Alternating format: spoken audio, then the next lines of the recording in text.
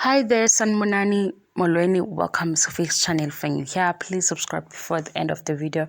If returning, thank you for love and support. I appreciate you. Appreciation post Makhumalo lana ubonga enhle ngesupport sibonile kumembeso. Ngitshela guys ukuthi angikwazanga ukuqeda last episode of season 6 okumembeso kaMakhumalo and Uthando Nes'thembu nje ishow from season 1 season 6 sisayenza kule channel because asikhathele idrama siyayithanda nabantu futhi nabo bathanda idrama bakhona. So lana ke ayikho idrama uMakhumalo ubonga Mpilo ukuthi umsupportile futhi wenza umsebenzi omkhulu kuma kanye naye kukhona konke. Ngizofunda la le message njengoba injalo. A huge thank you to my lovely daughter for making my day extra special. Enhle, thank you for loving me unconditionally. The hard work you put towards achieving this day bekumembeso lakhuluma ngayo. Anginamazwi mntanami. Thank you for having my back. Mafungwase, I love you.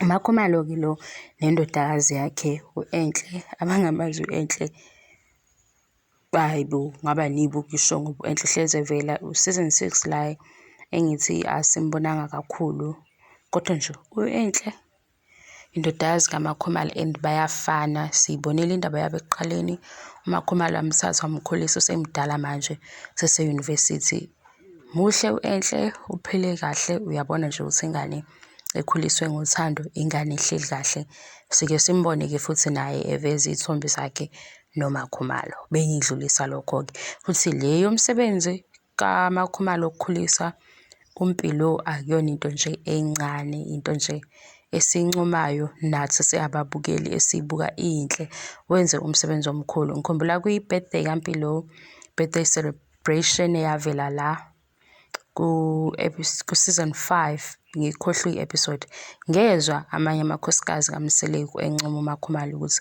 lokhu ukukhulisa uMpilo ukwenza ngaphandle kokukhomplayina into enkulu ayenzele uMseleku as ubaba wengane nomndeni futhi ukuthi omunye oyilunga lalomndeni naye athole inhlalo enhle akhule kahle akhule ekhaya elinothando ukwenzile ke lokhu uMakhumalo umntwana njengamanje use-university nakhona futhi e-university ngezwe uMseleku kwi-birthday celebration kaMpilo ethi ubenawo amandla okumisa e-university kodwa ngathi uMakhumalo omfundisayo bengazile-ke kuzokanda ngamagama benginikeze i-update because ezinye izinto zizozwakala njenge-update angazi i-update liphele igama esingasebenzisi because ezinye seniyazazi nibonile umembeso last episode le message imayelana nokubonga umembeso nomsebenzi owenziwe uMpilo ukulekelela